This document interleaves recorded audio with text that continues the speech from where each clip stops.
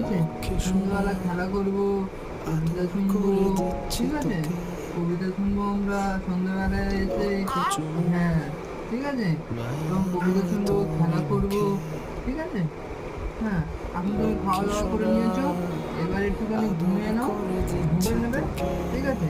তুমি খেলা করে মার সাথে বিকেলবেলা একটু খেলা করে নেবে, তারপরে আমি বাড়ি চলে আসবো, আমার সাথে বসে বসে আমরা কবিতা শুনবো, আমি আর তুমি খেলা করবো, ঠিক আছে? হ্যাঁ, ও মা দেখবে শুধু তখন।